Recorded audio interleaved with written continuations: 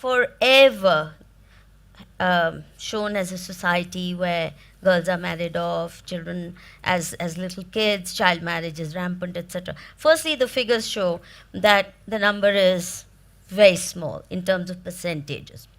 More importantly, even there, the betrothal may take place very young, but the gona, which is the actual cohabitation, starts only much after puberty. But that's not all that there is to it.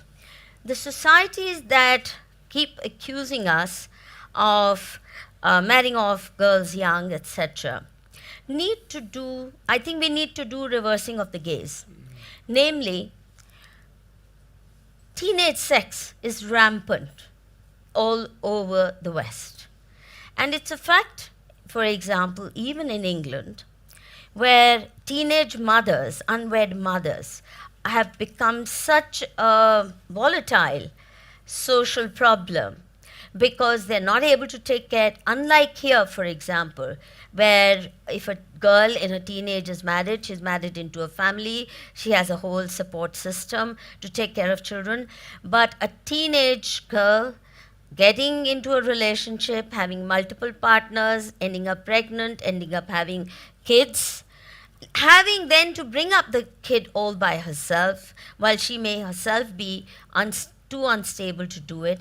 It's a very serious problem in England, in America, and which is why they're actually lowering the age of marriage to even 14, 15, just so that these girls who get pregnant, if they can persuade the man who impregnated them, can at least get married and make a family together. Now, any sensible person would say, an unwed teenage mother handling it all by herself is much more at risk than a wedded teenage girl. And especially if she has a supportive family around. Now, I'm not at all arguing in favor of early marriages, teenage marriages. I chose not to be married at all, and I think it's a great way of life, and our society respects people who give up grastashram altogether. So it's not out of marriage obsession that I'm suggesting this. The point that I'm trying to make is this, that early marriages take place again typically in areas where violence and unsafety are serious features. In, for example, many of the tribal societies, the percentage of women who never marry, or where it's safe to move around. So the real problems are law and order, or, as I said, our history of invasions. Low age of marriage, again, is typical of areas which witnessed invasions. And I like to end this with a quick story about my own mother's life. She grew up in Peshawar, and when they used to go to school there or college, even the Tonga, because it was Muslim dominated, very unsafe, girls used to be abducted, it was a very unsafe area. And even the Tonga they used to travel in used to be covered with a thick chadar, and I've seen pictures of my mother as a schoolgirl wearing a thick chadar. As soon as partition happened and they came to India, and even though they settled in a so-called Muslim majority area at that time as refugees, within days the chadar was gone.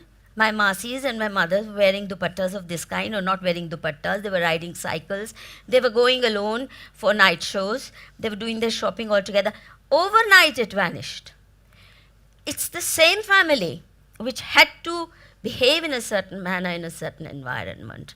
And that taught me a lot, which is the majburis of our society, as I said, the law and order situation, the violence, what kind of social pathologies you live with. We have converted them into as though they are inherent flaws of our society.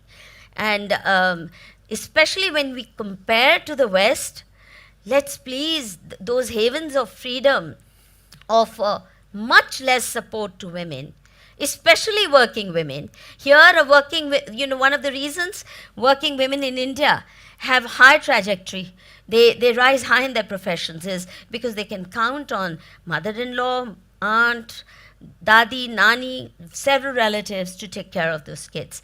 They're not doing it all by themselves. And in societies where women have to be all alone taking care of kids, that's where they have to take long breaks. That's where they go batty, trying to combine work life with, and many decide not to have children, etc. So we need to actually reverse the gaze. Enough of being lectured by people who can barely manage their own affairs well. Thank you, Madhuji.